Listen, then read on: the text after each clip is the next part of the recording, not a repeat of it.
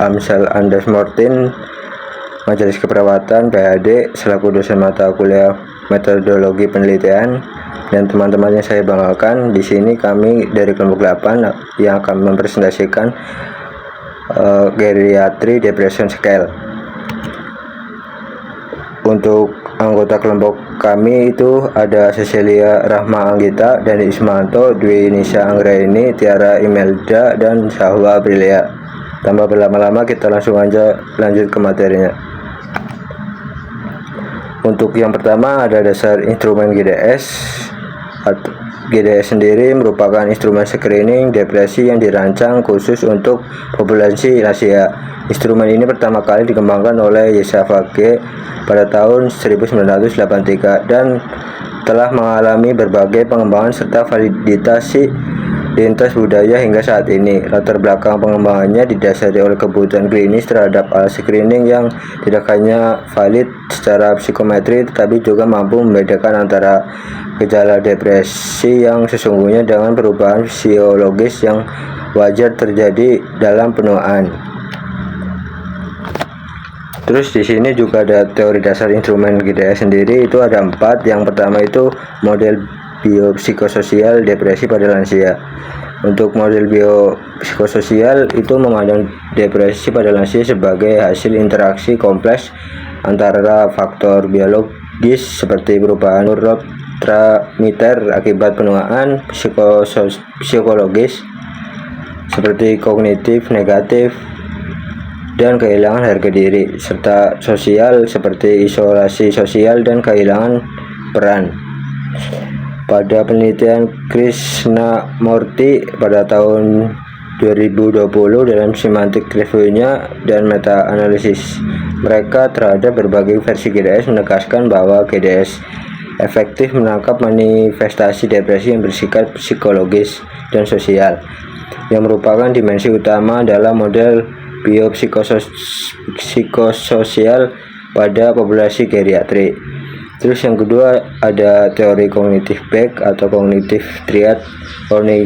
Teori kognitif Beck menyatakan bahwa depresi ditandai oleh pandangan negatif terhadap diri sendiri, dunia maupun masa depan. Beberapa item dalam GDS secara langsung mencerminkan triad kognitif ini, seperti item tentang keputusasaan, rasa tidak berdaya, dan penilaian bahwa hidup tidak bermakna. Dan juga menurut Snellman pada tahun 2020, dimensi kognitif afektif seperti ini secara konsisten menunjukkan korelasi kuat dengan diagnosis depresi secara klinis pada lansia berusia sangat tua atau very old adult, dan juga memvalidasi relevansi teori kognitif dalam desain GDS. Terus yang ketiga ada teori kehilangan dan duka cita atau loss and grief teori. Lansia menghadapi akumulasi pengalaman kehilangan yang beragam, mulai dari kehilangan pasangan hidup, fungsi fisik dan peran sosial, hingga kemandirian. Penurunan kemampuan fisik dan isolasi sosial ini merupakan faktor yang paling dominan yang berkontribusi pada depresi lansia, dan juga mencerminkan respon patologis terhadap kehilangan. GDS mengukur dimensi ini melalui item-item yang menggali perasaan kekosongan, kesedihan yang mendalam, dan perasaan yang tidak berdaya. Terus untuk teori yang keempat, teori selektivitas sosio-emosional atau Carstensen. Teori ini menjelaskan bahwa seiring bertambahnya usia, individu mempersempit jaringan sosialnya dan lebih berfokus pada hubungan yang bermakna secara emosional. Ketika kondisi ini terganggu, itu dapat timbul depresi. Di sini juga ada penelitian Hendrianti pada tahun 2024 dalam pengajian komunitasnya itu menggunakan GDS 15 menemukan bahwa gangguan fungsi sosial merupakan indikator penting depresi pada lansia, selaras dengan prinsip teori sosio-emosional ini. Next, berikutnya ada tujuan penggunaan instrumen, yaitu screening awal deteksi dini depresi pada populasi lansia di berbagai tatanan kesehatan.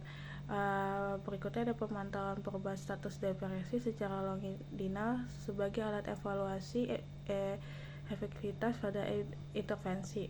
Berikutnya ada membedakan gejala depresi dari gejala demensia yang sering tumpah tindih pada lansia. Berikutnya ada instrumen penelitian epidemiologi klinis dan studi keperawatan gerontik. Terus berikutnya membantu keperawatan tenaga kesehatan dan kesehatan lainnya dalam melakukan pengkajian psikologis dan kognitif pada lansia. Next slide. Berikutnya ada domain dan komponen yang diukur dan contoh pertanyaan GDS. Efek mood, perasaan sedih, hampa, tidak bahagia. Apakah Anda merasa hampa? Motivasi dan hidup, penurunan minat terhadap aktivitas. Apakah Anda setelah meninggal banyak kegiatan Anda? Kognitif negatif, keputusan dan rasa tidak berdaya. Apakah Anda merasa situasi Anda tidak ada harapan? Orientasi waktu, preferensi terhadap masa lalu. Apakah Anda lebih suka ditinggal di masa lalu? Fungsi sosial, kepuasan interaksi sosial. Apakah Anda lebih tinggal di rumah saja? Kepuasan hidup, penilaian umum, kualitas dan makna hidup. Apakah Anda merasa hidup Anda memuaskan? Next slide. Berikutnya ada cara scoring dan interpretasi scoring GDS. GDS tersedia dalam beberapa versi dalam dipilih sesuai kebutuhan kondisi klinis, yaitu GDS 30 versi orisinal terdiri dari 30 butir pertanyaan dengan format jawaban ya atau tidak, memberikan asesmen yang paling kognitif, umumnya digunakan oleh penelitian klinis klinis yang membutuhkan detail lebih mendalam.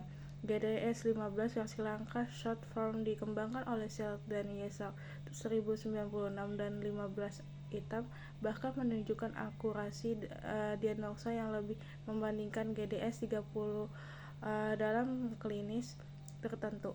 Menggunakan versi populer dalam praktik keperawatan gerontik. GDS 4, GDS 5 versi ultra singkat dirancang untuk screening cepat. Meskipun praktik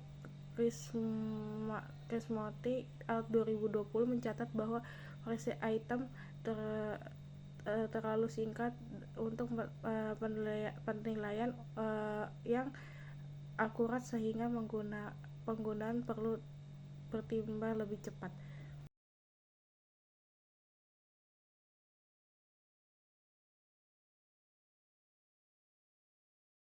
Cara scoring dan interpretasi skor GDS. Setiap item GDS dijawab dengan ya atau tidak.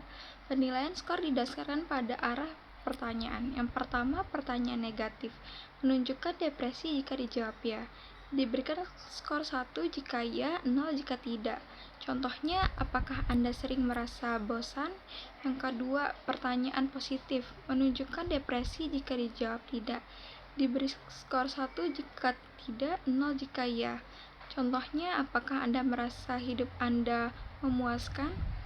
Pada GDS 15 terdapat 10 pertanyaan negatif, yaitu nomor 2, 3, 4, 6, 8, 9, 10, 12, 14, 15, dan 5 pertanyaan positif, yaitu nomor 1, 5, 7, 11, dan 13. Total skor GDS 15 bersekitar antara 0 sampai 15. Selanjutnya, cara scoring dan interpretasi skor GDS. Di sini ada rentang skor, kategori, tidak lanjut yang direkomendasikan. Yang pertama ada 0 sampai 4 itu normal, tidak ada indikasi depresi, lanjutkan, pemantauan rutin. Yang kedua ada 5 sampai 8 depresi ringan, evaluasi lebih lanjut, pertimbangkan intervensi non farmakologis. Yang ketiga 9 sampai 11 depresi sedang, intervensi segera, koordinasi dengan atau psikolog. Yang keempat 12 sampai 15 depresi berat, rujukan psikiatri segera, resiko tinggi, membutuhkan penanganan komprehensif. Next, validitas dan reliabilitas GDS. Yang pertama, validitas isi atau content validity. GDS dikembangkan dari seleksi ketat terhadap 100 pertanyaan terkait depresi. Melalui expert judgment dan analisis korelasi, item total dalam adaptasi bahasa Melayu yang dilakukan Nikmat et al. 2021. Yang kedua, validitas konstruktur atau konstruk validity. Nikmat et al. 2021 melakukan validasi konstruk GDS 15 versi Rahasa Melayu pada 719 lansia dengan gangguan kognitif di Malaysia. Hasil uji Rowlett Test of Sparsity menunjukkan signifikasi chi-square 1,340,658 P0001 dan nilai Kaiser-Meyer-Eulkin atau KMO sebesar 0,90 yang mengidentifikasi kesesuaian catat yang baik. Terus yang ketiga, validitas diagnostik. Menurut Chris H. Morty et al. 2020 melakukan systematic review dan meta-analisis terhadap berbagai versi GDS, mencakup studi-studi dan berbagai negara, menemukan bahwa Baik, di sini ada validitas dan reliabilitas GDS. Yang pertama di sini ada reliabilitas konsisten internal menurut Nikmat IL 2021 melaporkan nilai alpha Clobach GDS 15 versi bahasa Melayu sebesar 0,82 pada sampel lansia dengan gangguan kognitif, menunjukkan bahwa konsisten internal yang baik.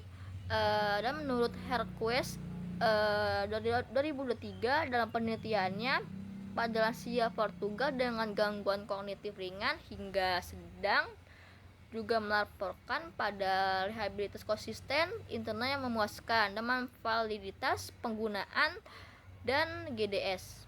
Selanjutnya ada reliabilitas test rates menurut Snellman 2024 mengevaluasi GDS versi Swedia pada 382 lansia berusia sangat tua atau min usia 90 tahun. Dalam studinya Gerda Gerontological Regional Database hasil menunjukkan bahwa reliabilitas test rates yang memuaskan dengan area under cover atau AUC sebesar 0,74 menggunakan kriteria DSM-F berbasis score matrix sebagai gold standar. Studi ini secara khusus memvaliditas kegunaan GDS pada kelompoknya usia sangat tua. Selanjutnya ada reliabilitas antar penilai, yaitu inter-rater reliability. Pada format jawaban kontaminasi ya atau tidak, dan sistem scoring pada objektifnya menjadikan GDS memiliki reliabilitas antar penilai yang sangat tinggi. Menurut Herdianti 2024 dalam pengkajian komunitasnya di Banjarmasin mengkonfirmasi bahwa GDS dapat mengaplikasikan secara konsisten oleh berbagai tenaga kesehatan setelah tim tanpa pembedaan hasil. Selanjutnya ada validitas dan reliabilitas. Di sini ada parameter psikometri. Yang pertama ada alpha Clobach dengan GDS 30 dengan hasil sini ada 0,84 sampai 0,94. GDS 15 ini ada hasil sini ada 0,80 sampai 0,87. Selanjutnya ada dari sumber sini ada Krishnamurti 2020 dan Nikmat IL 2021. Selanjutnya ada reliabilitas testis dengan GDS 3 dengan GDS-nya dengan GDS 30 dengan hasil L sama dengan 0,85. GDS 15 nya AUC sama dengan 0,74 sampai 0,89. Dari sumber resnya ada Snellman 2024. Selanjutnya ada sensitivitas 84% GDS-nya dan GDS 15 nya ada 79 sampai 97%. Sumber sini ada Krishnamurti 2020. Selanjutnya ada spesifitas di sini ada GDS 30-nya dengan hasil 95% dan GDS 15 ini ada 74 sampai 95%. Sumber sini ada Krishnamurti IL 2020. Selanjutnya ada titik potong atau optimal. GDS 30 sini dengan hasil kurang lebih 11 dan GDS 15 sini dengan hasil kurang lebih 5. Dari sumber sini ada Hercules 2023. Selanjutnya ada kelebihan dan kekurangannya. Yang pertama di sini ada kelebihannya, GDS dirancang khusus untuk lansia, berbeda dari instrumen umumnya. GDS ini memiliki item somatik yang dapat mengacau atau hasil dapat pada populasi geriatrik. Selanjutnya ada format sederhana dan efisiensi. Di sini ada jawabannya, ya atau tidak, mudah dipahami oleh lansia dengan berbagai tingkat pendidikan dan waktu administrasi hanya kurang lebih 2-30 menit. Selanjutnya ada validitas dan liabilitas. Lintas budaya terbukti dari GDS-nya telah divalidasi dalam lebih dari 30 bahasa, termasuk ada bahasa Melayu, bahasa Portugal, dan bahasa Swedia. Selanjutnya ada tersedia gratis atau domain publik, yaitu tidak memerlukan biaya lisensi sehingga mudah diakses oleh peneliti dan klinis di berbagai negara berkembang termasuk Indonesia. Selanjutnya ada tersedia ada berbagai versi. Yang pertama ada GDS versi 30, GDS 15, GDS 4-5. Instrumen GDS pertama ada kekurangan GDS. 1. Diagnosis GDS hanya instrumen screening. Diagnosis depresi definitif memerlukan wawancara klinis mendalam. Studi meta analisis 2024 menunjukkan GDS 5 cenderung overestimate prevalensi depresi mayor bila digunakan sebagai estimasi prevalensi. Yang kedua ada keterbatasan pada demensia berat. GDS kurang reliable digunakan pada lansia dengan gangguan kognitif berat. Skor MMSE 15 karena ketidakmampuan responden memahami dan merespon pertanyaan dengan akurat. Rentan biasa laporan diri dengan jawaban bergantung pada persepsi subjektif responden sehingga rentan terhadap social desirability bias terutama di budaya. 3. Pengaruh budaya dan bahasa. Setiap adaptasi lintas bahasa memerlukan proses translasi dan validasi yang ketat untuk memastikan ekuivalensi semantik. Terus ada contoh penelitian menggunakan GDS. Systematic review dan meta analisis akurasi diagnostik GDS sumber Krishnamurti Y, Raja S, dan Rehman T 2020. Diagnostic accuracy of various forms of geriatric depression scale for screening of depression among older adults. Systematic review dan meta-analysis review Ergolantic and Geatrix. Penelitian ini merupakan systematic review dan meta-analisis komprehensif yang mengevaluasi akurasi diagnostik 4 versi GDS 4, GDS 10, GDS 5, dan GDS 30 untuk screening depresi pada lansia.